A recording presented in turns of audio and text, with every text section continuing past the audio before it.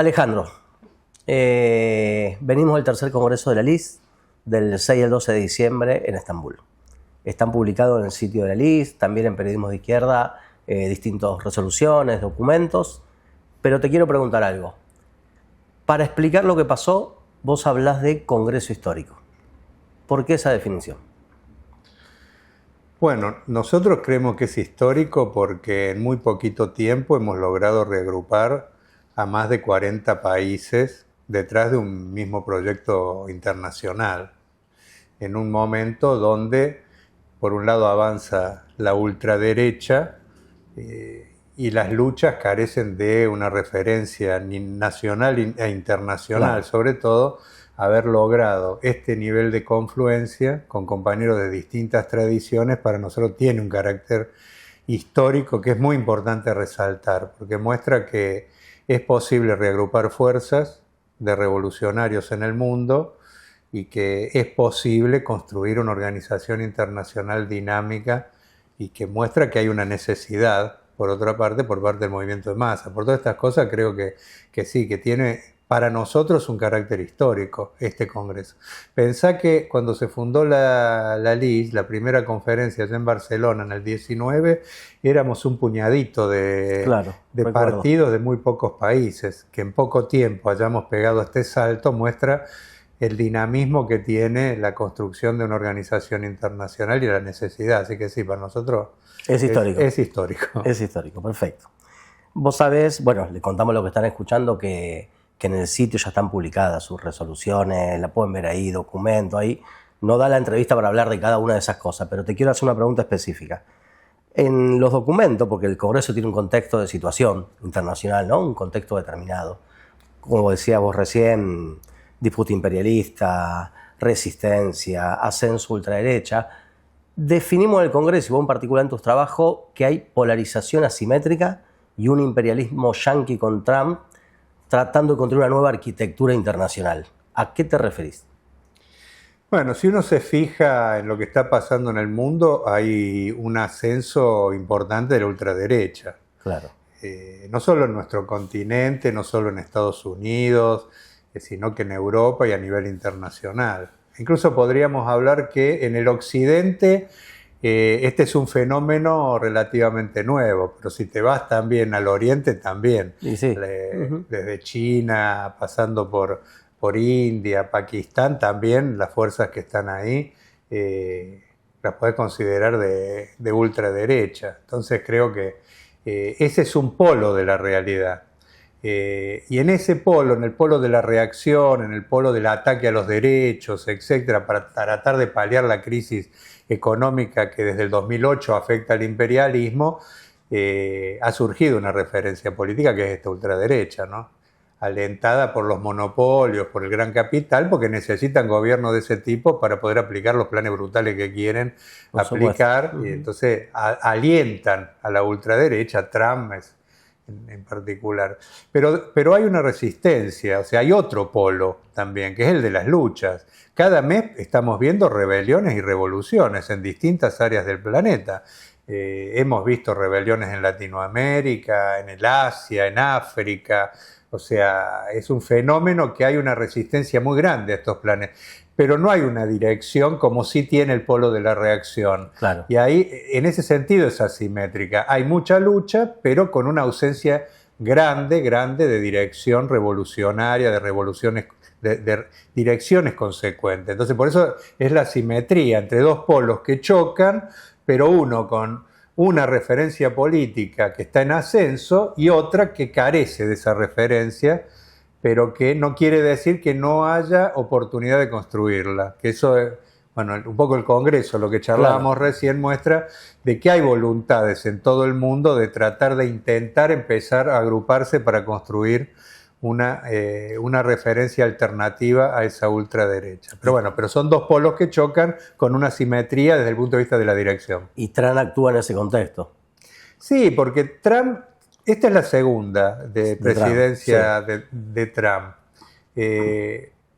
La conclusión de la primera fue que se quedó a mitad de camino. Podemos decir que un poco fue un Macri a nivel internacional. Entonces en esta vino con los tapones de punta para intentar ver si logra que el imperialismo que está en decadencia, ¿no es cierto?, logra recuperar el rol que tenía y para eso necesita aplicar planes brutales de ajuste, transformarse nuevamente en un gendarme que actúa en distintos lugares del mundo y se apoya en las ultraderechas porque necesita regímenes completamente autoritarios, antidemocráticos, que sean capaces y estén dispuestos para reprimir al movimiento de masa.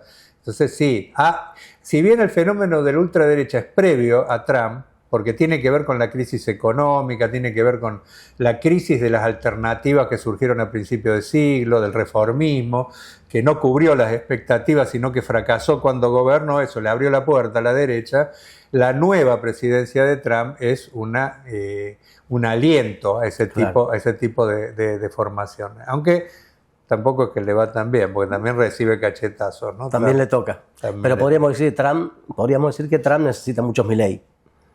Claro, y por eso los apoya. De hecho, entre una de las causas de por qué triunfó Milei en las últimas elecciones, tuvo que ver con el apoyo de Trump. Como también otros gobiernos que están surgiendo en Latinoamérica tienen mucho que ver, porque bueno, el miedo a que no haya financiamiento externo, que se profundicen los problemas en una franja de la población actúa. Pero sobre todo también la crisis de lo viejo, porque o sea, la derecha se alimenta de la decepción de la gente con las alternativas tradicionales y también con la nueva izquierda que surgió a principios de siglo y tuvo distintas expresiones que fracasaron. Desde el chavismo, que se transformó en el madurismo, por ejemplo, hasta los gobiernos populistas, los tres gobiernos anteriores del PT, Syriza como el máximo ejemplo de un gobierno que despertó expectativa y sin embargo terminó traicionando el mandato popular. Sobre esa crisis, o sea, la gente primero miró a la izquierda, no miró a la ultraderecha. Cuando se abrió la crisis grande, capitalista, que es solo comparable a la crisis del 30 para la crisis del 2008, la primera reacción fue movilizarse, organizarse y mirar a la izquierda. El problema es que esa izquierda y esas referencias terminaron no animándose a romper con el capitalismo, hablaron de reformarlo pero sin romper, y bueno, fracasaron porque si no se avanza todo retrocede, y sobre eso se montó la ultraderecha, ¿no? para avanzar. Estamos en ese proceso. Bien, perfecto. Sí, no se animó a salir del molde en ningún momento, esa izquierda llamada de esa manera. Teniendo la oportunidad. Porque sí, tenía voluntad popular para hacerlo. Sí, Recordemos que, por ejemplo, Syriza fue el colmo.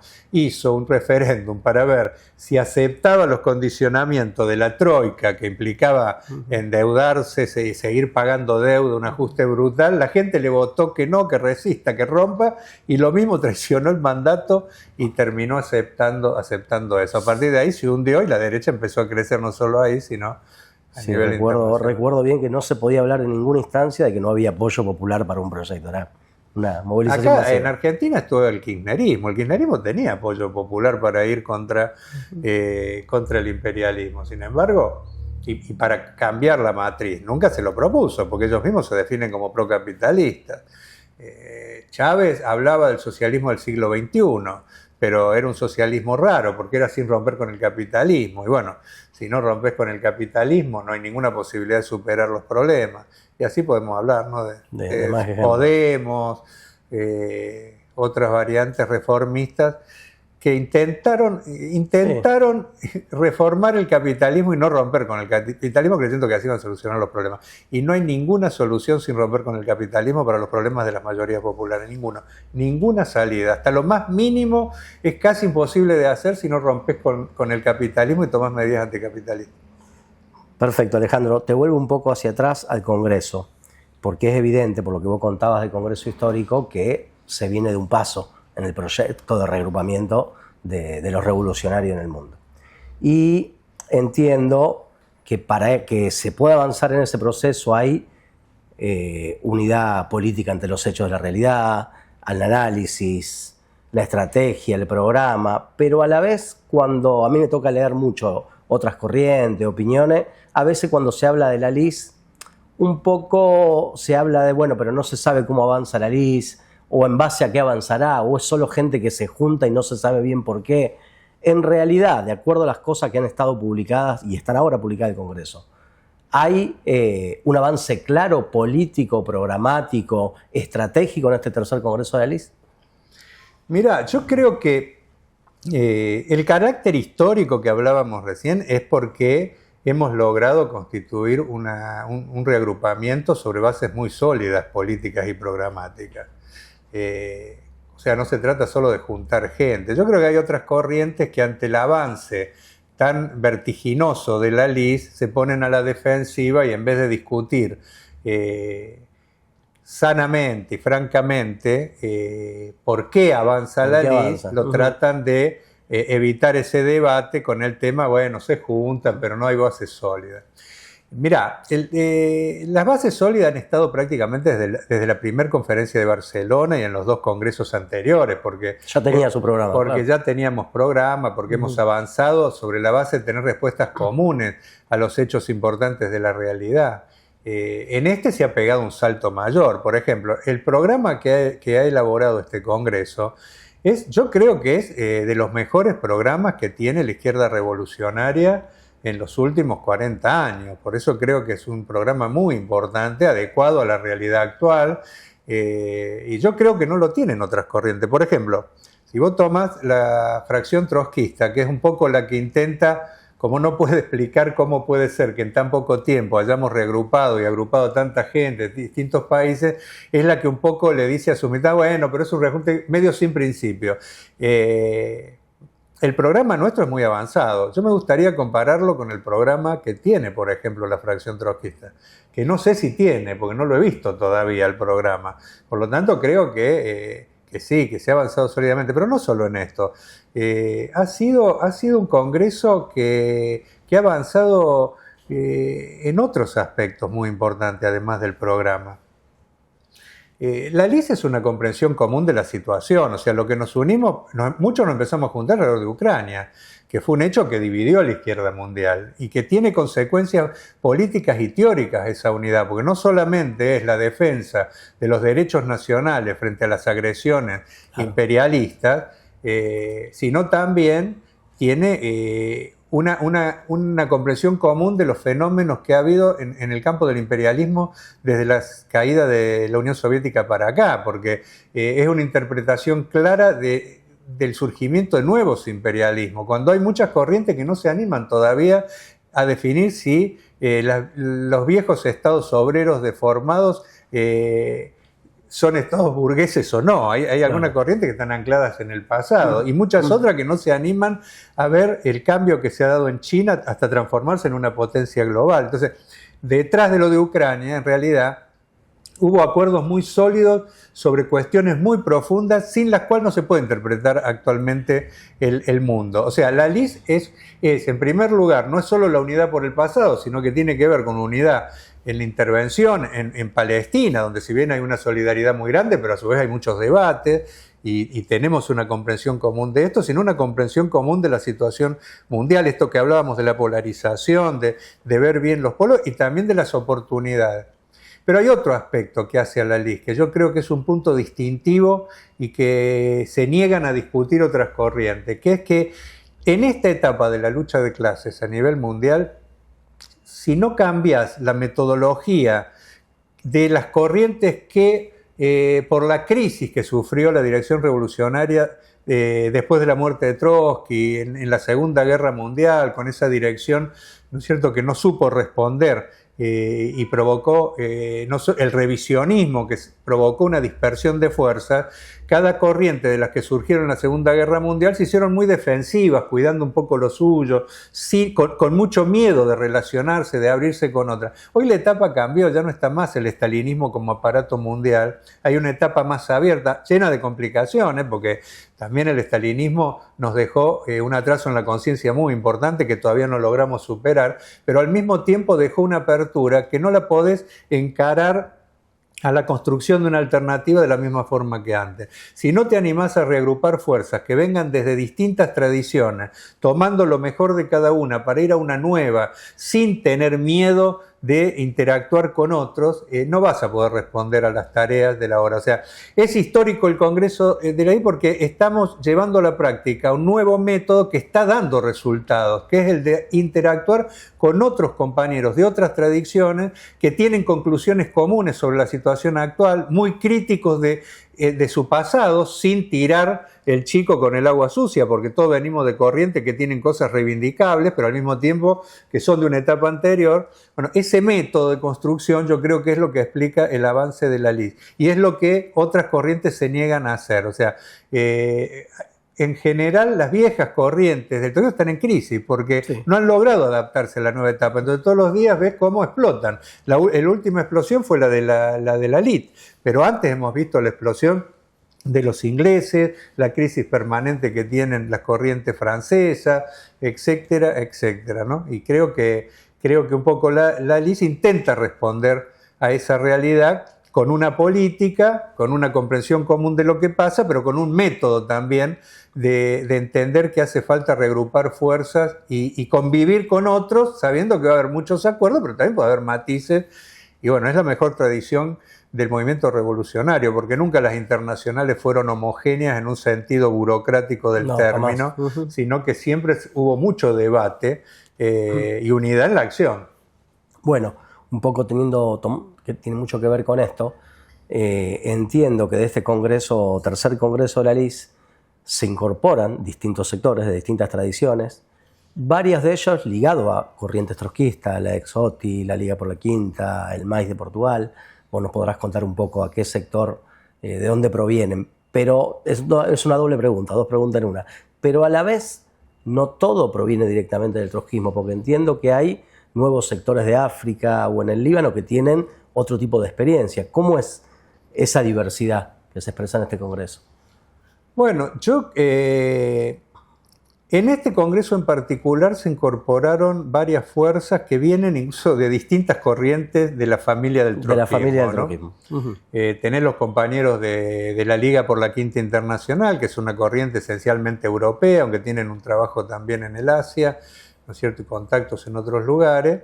Ellos, por ejemplo, vienen del SWP, de una vieja ruptura de los 70, que después fue conformando esencialmente desde Inglaterra, pero empalmando también con compañeros de Alemania, otros sectores, hasta conformar esta corriente. Podríamos decir entonces que vienen del trotskismo inglés. Claro. Pero a su vez están también los compañeros de la Exoti, que son compañeros que vienen de hace muy poco tiempo de haber conformado, junto con el Partido Obrero, con compañeros de Grecia, etc., una corriente por la reconstrucción de la Cuarta Internacional, y que también se han sumado.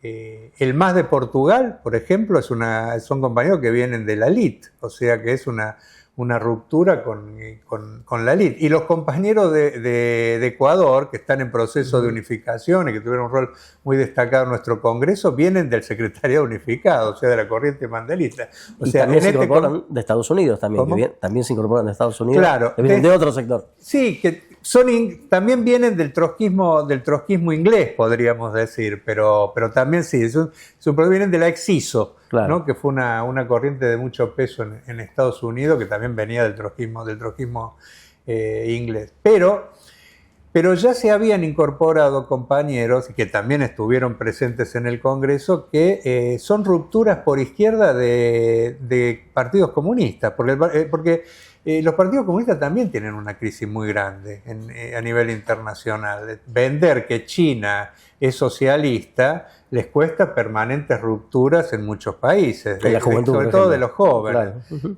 Hay una crisis de todo lo que es el nacionalismo en África, por ejemplo, y del estalinismo, que ha dado, por ejemplo, los compañeros de Kenia, que son una corriente juvenil que ha avanzado hacia las posiciones del trotskismo y que ha empalmado con nosotros, pero que vienen de ahí, o compañeros de Zambia, que vienen del Partido Socialista, que también es un partido socialista no socialdemócrata, sino más bien influenciado por sectores del viejo estalinismo, los compañeros del Líbano, que también son una vieja ruptura, ¿no es cierto?, con el Partido Comunista, que después fue evolucionando, o sea, sí, viene. O el propio sindicalismo revolucionario que no se adaptó y no fue cooptado por Estados Unidos en las ex Unión Soviética, Claro, los países, que sí. también, o sea, así como hubo sectores que los cooptó, no del sindicalismo, lo cooptó con mucho dinero Estados Unidos y las fuerzas occidentales, hubo otros que se resistieron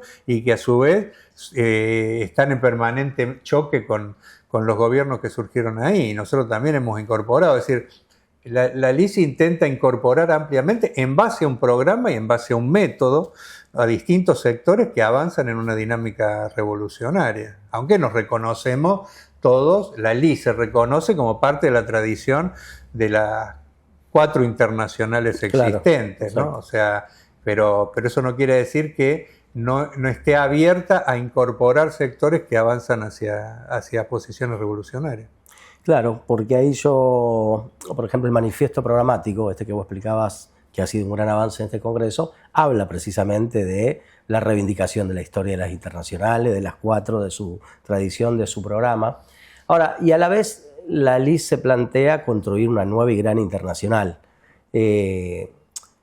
¿Cómo lo explicás vos? Porque hay una vieja consigna o ideas de reconstruir la cuarta, hacer una nueva gran internacional. Es un poco más que eso, es más amplio en términos que solo reconstruir la cuarta. ¿Cómo es esa relación? Mira, al interior de la LIS hay distintas posturas en cómo llevar adelante la construcción de una internacional desde el punto de vista abstracto, pero Claro. no desde el punto de vista práctico, porque hay compañeros que, bueno, plantean que sí, la reconstrucción de la cuarta, por ejemplo, Una tarea. es una tarea que sigue estando planteada. Hay compañeros que opinan que hay que hacer una quinta, por eso los compañeros que vienen de la quinta internacional se llaman así porque creen que habría que hacer otra internacional. Ahora, nosotros creemos que la mejor definición es que hay que hacer una nueva internacional, recuperando la tradición de la primera, la segunda, la tercera y de la cuarta, sobre todo. Porque en ese sentido, o sea, esa tradición sigue teniendo vigencia. Pero somos más abiertos en relación a... ¿Es posible reconstruir la cuarta? O sea, uno cuando ve el mapa de la familia, por ejemplo, que se reivindica de la cuarta, que muchas veces no te podés poner de acuerdo en la intervención en una lucha y en un sindicato, es decir, es una tarea, ¿no es cierto?, un poquito... Tiende más a fragmentarse que a otra cosa. Un poquito compleja, ¿no? Entonces eso, si vos ves eso, decís, bueno, esa tarea es muy difícil. Lo que sí está claro es que hay que construir una organización internacional que se transforme en un polo que contrarreste las tendencias de la ultraderecha y que de disputa en la lucha de clases. Y ese es un desafío histórico que tenemos los revolucionarios. Y para hacerlo hay que ser revolucionario, hay que revolucionar los métodos, ¿no es cierto? Y revolucionar absolutamente todo y moverse sin esquemas preconcebidos, sin dogmas, ¿no es cierto? Y tener la mente abierta. Más allá del nombre que le pongas, hace falta una nueva internacional que dispute masas en un proceso, aunque por ahora está planteado la construcción de una internacional de vanguardia, con partidos de vanguardia, por una serie de cosas que podríamos discutir, pero siempre con el norte de transformarse en una alternativa de masas y después discutir qué nombre le ponemos a eso. Ahí esto me recuerda una cosa muy importante, que es una de las principales resoluciones del Congreso, es un nuevo llamamiento, convocatoria a seguir trabajando por un gran reagrupamiento internacional de revolucionarios, de anticapitalistas, de socialistas. Está muy a tono con lo que vos decías recién, pero de eso 2 preguntas en particular. ¿A quiénes dirigimos ese llamamiento? Y 2, ¿qué expectativa tenés sobre eso? Bueno, nosotros vamos a hacer una prueba porque lo vamos a dirigir ampliamente a todas las fuerzas revolucionarias que se consideran revolucionarias y que quieran realmente construir una internacional revolucionaria. Nosotros vamos a ser amplios en ese sentido. Obviamente, las expectativas están más centradas en aquellos que tengamos más puntos de acuerdo sobre la situación actual y sobre los principales hechos de la lucha de clase. Eso, por ejemplo, Ucrania fue un parteaguas en un sentido y obviamente la LIS ha avanzado con los que teníamos una posición similar y nos costó más con aquellos que tenían una posición, a nuestro juicio, equivocada, de no entender la importancia que tienen las consignas de autodeterminación en esta etapa, de no entender que China es una potencia imperialista, que Rusia lo es y que por lo tanto no podés tener una política ambigua con eso. Pero estamos abiertos a discutir, incluso con corrientes que podamos tener matices. O sea, vamos a hacer una serie de entrevistas para abrir este debate con todos. En todo caso, que sea el debate el que permita precisar quién está dispuesto a un debate franco o no. Vamos a hacerlo con los compañeros de la fracción trotskista, que entiendo que se han cambiado el nombre ahora. Lo vamos a hacer con la elite, que viene de un debate y ha escrito Bien, cosas claro. que podrían ser ir en el camino de muchas cosas que opinamos nosotros. Incluso con ellos hemos tenido bastante acuerdo en el tema, por ejemplo, de Ucrania o de otros hechos. O sea, pero vamos a abrir una ronda con las corrientes internacionales, con el MES. Le hemos mandado también al MES la base programática, aunque sabemos que ellos en el último tiempo se han acercado más al secretario unificado, pero nosotros queremos abrir un debate, y también con organizaciones nacionales, no solo con corrientes internacionales, Claro. porque nosotros creemos que las tareas que tiene planteado el movimiento revolucionario es una disputa, en primer lugar, para enfrentar la barbarie capitalista. Nosotros creemos que la consigna de socialismo-barbarie está más presente que nunca en esta etapa, porque si dejamos que avance el capitalismo, está planteada como probabilidad real la extinción, lo que están haciendo con la naturaleza, el hecho de que haya una disputa interimperialista con gente con bombas nucleares, o sea, la posibilidad real de que en algún periodo de tiempo se pueda avanzar hacia una tercera guerra mundial, los conflictos incluso regionales. Hemos tenido el caso de Pakistán e India, que son dos países que tienen bombas nucleares. O sea, estamos en un momento donde la barbarie está ahí. Lo de Palestina, un genocidio televisado por las redes sociales, y que sin embargo cuenta con el apoyo de toda la superestructura de los países, de la gran prensa. O sea, eso es barbarie. Entonces, para frenar eso, para nosotros hay que regrupar fuerzas. Hay que levantar la necesidad de la unidad de acción, del Frente Único, para enfrentar en las calles los planes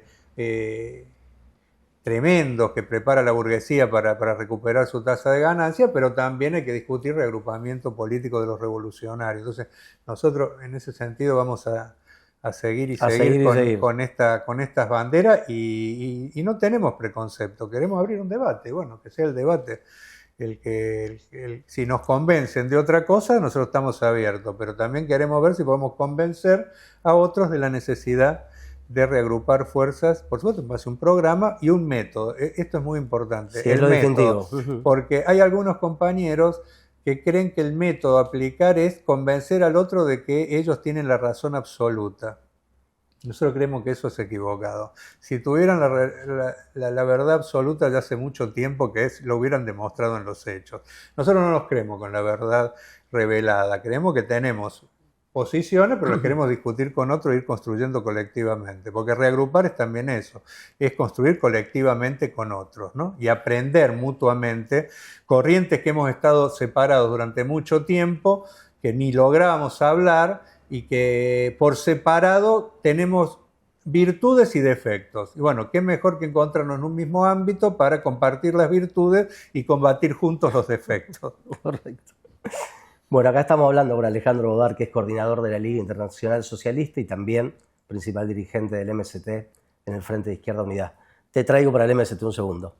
Es evidente que el MST juega un rol importante en la construcción de la LIS, a través tuyo, de más compañeros y compañeras que colaboran.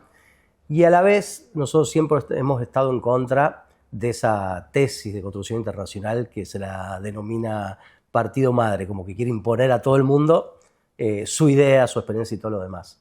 ¿Cómo se expresa en la LIS hoy eso que vos explicás de que hay distintas tradiciones, saber? ¿Cómo se expresa en la elaboración de documentos, de textos, de informes, en la constitución de una nueva dirección dentro de esta posterior a este tercer congreso? Bueno, mirá, en primer lugar se refleja con una dirección colectiva que tiene amplia participación de compañeros que son de distintas organizaciones, de distintos países y de distintas corrientes. En la LIS conviven todas estas corrientes que han sido parte de su conformación en la dirección, tanto en la dirección más cotidiana como en la dirección, ¿no es cierto?, ejecutiva de la LIS. O sea, son más de 12 países los que conforman, por ejemplo, la organización ejecutiva de la LIS, pero son casi 40 de los que participan en ese sentido. Pero yo personalmente creo que el tema del partido madre es una teoría completa la del partido madre, porque en general las corrientes que surgieron después de la Segunda Guerra, de las cuales yo hablaba, se han conformado alrededor de un partido que mínimamente tenía cierta acumulación, agrupaba satélites alrededor de ese partido, pero la elaboración era una elaboración en un sentido también nacional trotskista, porque era ese partido el que elaboraba y el que imponía políticas e incluso métodos, etcétera, etcétera. Y que en general, cuando por fuera de ese partido surgía algún cuestionamiento, era el inicio de una futura ruptura, porque nadie podía discutir el rol de partido madre de esa organización. Todas se conformaron así. El mandelismo tenía a Francia como un punto fundamental, al igual que, por ejemplo, el lambertismo. Los ingleses, el SWP, alrededor, por ejemplo, de Inglaterra, o el partido del cual surgieron Tafe, Gran, etcétera, lo mismo, ¿no? Y en Argentina tuvo mucho que ver también el propio morenismo, alrededor de lo que fue el PCT y después de lo que fue el MAS. Y así podríamos decir, las 4 o 5 corrientes. Hay algunas corrientes que quieren repetir ese esquema. Por ejemplo, la fracción trotskista alrededor del PTS, por ejemplo, o la élite alrededor del PCTU brasilero, o los ingleses que siguen un poquito con ese, pese a sus crisis y todo. Ese modelo lleva a crisis, porque no hay ninguna posibilidad de conformar una verdadera internacional detrás de los designios de un partido. Por supuesto, los partidos más importantes tienen que colaborar, porque tienen más estructura, más posibilidades militantes, y materiales de colaborar. Es una realidad, sí. Eso es una realidad, o sea, y eso hay que ponerlo al servicio de la construcción internacional, pero no para terminar haciendo de las internacionales un apéndice del partido, sino todo lo contrario, para ayudar a que se conformen verdaderas internacionales con organismos que representan al conjunto, con debates que representan al conjunto, y eso es un poco lo que intentamos a través de la LIS, donde no es solo el partido argentino. Por ejemplo, hay otro partido muy importante que es el partido pakistaní. Tenemos los compañeros de Kenia que juegan un rol pero muy importante. Ahora los compañeros de Italia, los compañeros de Alemania. O sea, nosotros... Estaba haciendo memoria, corregime, pero yo de reuniones, recordar un poco, vos nombraste alrededor de 12 países que integran distintas reuniones. Yo, si no recuerdo mal, la mayoría de esos países no reflejan la misma tradición de origen que tú. No, la mayoría no. Eso es un hecho. Es un hecho. Exacto. Y yo hablo del órgano ejecutivo, pero después nosotros tenemos reuniones ampliadas donde participan todos los compañeros, e incluso tenemos un método donde también invitamos a otras organizaciones a participar. Por ejemplo, en el último congreso participaron como invitados los compañeros de la dirección del NPAR, por ejemplo, los compañeros de Australia, de Socialist Alternative de Australia. Son partidos importantes también y participan, como también compañeros de Cuba, compañeros de otros lugares con los cuales nosotros interactuamos. Esperamos que en algún momento se puedan reagrupar, pero también tenemos una política permanente para abrir nuestras instancias para que haya realmente una elaboración colectiva. Es un mundo muy complejo, es muy difícil desde un país tratar de tener la papa de lo que pasa en el mundo y tratar de imponérsela. Todos los que han querido hacer eso han explotado, porque eso termina en un método burocrático y equivocado políticamente. Entonces se desaprovechan oportunidades. Una verdadera internacional es donde se elabora colectivamente y no hay un partido dominante, sino hay elaboración colectiva y donde todos colaboran en la medida de sus posibilidades para el bien común, que es la construcción colectiva del internacional. Sí, está claro que la lógica de la imposición ha traído más divisiones, ruptura y crisis que cualquier otra cosa en el último periodo. Ha llegado a haber colmo, cosas, o sea, un partido. Yo recuerdo, por ejemplo, un debate del Partido Obrero en Argentina cuando se levantaba correctamente, o sea, fuera Macri, por ejemplo, y querer imponer esa misma consigna del fuera en Estados Unidos, cuando objetivamente en aquel momento colaboraba con el surgimiento de Trump, porque fuera uno que está un demócrata, se entiende, abría la puerta al otro. O sea, tratar de hacer una traslación mecánica de eso. Claro, traslación mecánica de cosas. O cosas, por ejemplo, brutales, como muchas veces en los países imperialistas vos defendés del ataque de la burguesía contra minorías religiosas, etcétera, pero tratar de aplicar esa misma política, por ejemplo, en países musulmanes, donde, por ejemplo, hay un ataque brutal a través de esas mismas religión a derechos fundamentales, como ha pasado en Irán, etcétera. O sea, el traslado mecánico, eso no es una verdadera internacional, eso es partido madre y es una expresión distorsionada de nacional-trotskismo al mismo tiempo. Bueno, Alejandro, no te queremos robar más tiempo, te vamos a dejar la oportunidad que vos digas las últimas palabras, reflexión o lo que quieras contarle a todos los que van a estar viendo este video. No, nosotros invitamos ampliamente a construir juntos una internacional. No hay ninguna posibilidad de derrotar al capitalismo desde un país, está demostrado. O sea, las experiencias de todo el siglo XX y parte del siglo XXI han demostrado que eso es imposible. Podés avanzar, pero lamentablemente si no contás con una organización internacional, de una u otra forma vas a retroceder. El socialismo en un solo país es otro gran fracaso, por lo tanto la burguesía se unen, porque Milei mismo viaja por todo el mundo a tratar de ver si fortalece a su corriente ideológica. Para derrotarlos hay que derrotarlos a nivel mundial. Y a nivel mundial los trabajadores tienen los mismos problemas, porque tienen los mismos ataques, incluso son los mismos personajes los que terminan actuando. Bueno, los trabajadores tenemos que unirnos internacionalmente. Y así como en cada país hay que pelear por disputar sindicatos, organizaciones obreras para la lucha, y tenemos que construir nuestros partidos, tenemos que construir nuestro partido internacional para en algún momento dar la batalla final para terminar con este sistema y abrir paso a otra sociedad, que es posible y necesario antes de que nos lleven a la barbarie. Esa sociedad se llama socialismo y será internacional o no será el socialismo. No hay ninguna posibilidad de que haya socialismo nacional. Ya se ha demostrado en todos los países del este con un alto costo. Así que bueno, invitamos a todos a ser parte de la LIS y a todas las otras organizaciones que abramos un diálogo franco sobre estas cosas, para ver si entre todos podemos aportar a este debate, que tiene que ser un debate que le tiene que interesar a la vanguardia mundial y a los que quieren cambiar el mundo, porque para cambiar el mundo hay que encontrarle salida a estos problemas. Bueno, Alejandro, muchas gracias por la entrevista. Gracias. Nos estamos viendo.